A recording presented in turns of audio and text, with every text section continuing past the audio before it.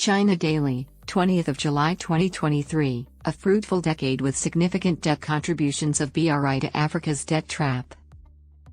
Despite being enforced by China, the Belt and Road Initiative is a program for constructing infrastructure that welcomes participation from all parties. More than 150 nations and 30 international organizations have joined in the 10 years since it was established. At a time when humanity is attempting to recover from the effects of the 3-year COVID-19 pandemic and the Russia-Ukraine conflict, and China is gradually opening up its economy, the Belt and Road Initiative is celebrating its 10th anniversary. People are unsure how to handle the hazardous situations that could result in conflict between significant countries in light of the growing regional and global insecurity and instability. The good news is that China thinks interdependence and win-win collaboration among nations guarantee peaceful coexistence. The Belt and Road Initiative offers hope that by working together, the world can address the issues affecting the global economy, together with the Global Development Initiative, the Global Civilization Initiative, and the Global Security Initiative. The Belt and Road Initiative in Africa is focused on removing the barriers to the growth of African countries by assisting in the construction of infrastructure and supplying capital and trained labor.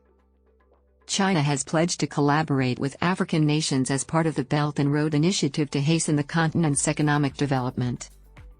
And the consequences are plain to see. Over the past 10 years, Africa has seen a significant increase in the construction of large-scale, economically advantageous infrastructure facilities, including roads, trains, ports, and stadiums. China has contributed to constructing more than 6,000 kilometers of roads, 6,000 kilometers of railways, and over 20 ports throughout Africa. Kenya's Standard Gauge Railway, the Abuja-Kaduna Railway, and the Addis Ababa-Djibouti Railway connect African nations and towns. The productivity of both the agricultural and industrial sectors increases with efficient, well-organized infrastructure. Ethiopia is a good example. Ethiopia's economy, plagued by famine and poverty until relatively recently, is expanding at an average annual pace of 10% thanks to its internal reforms, labor, and the significant contributions of China.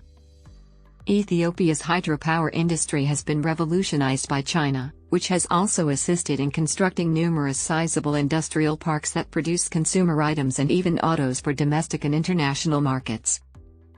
Ethiopia imports and exports goods primarily through the Djibouti port and the Addis Ababa-Djibouti Railway, both of which were constructed by China.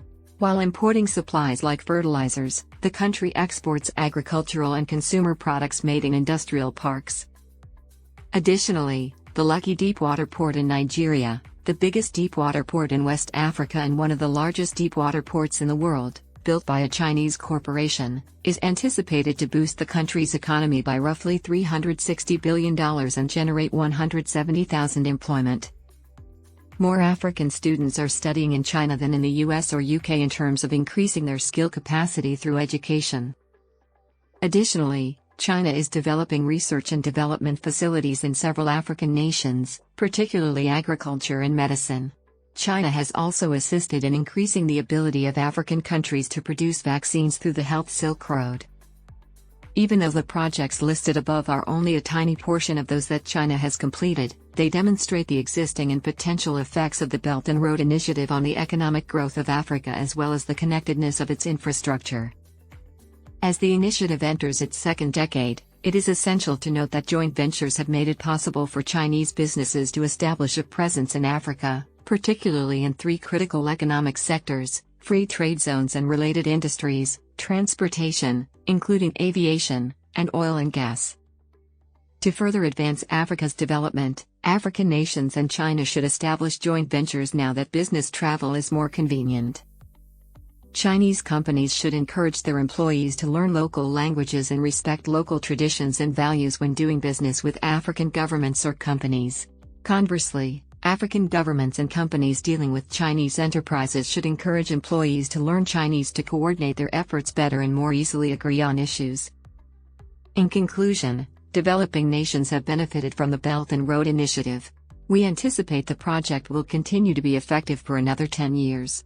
During this time, the world community will ideally work to advance peace, harmony, and prosperity and help the global economy reach its full development potential.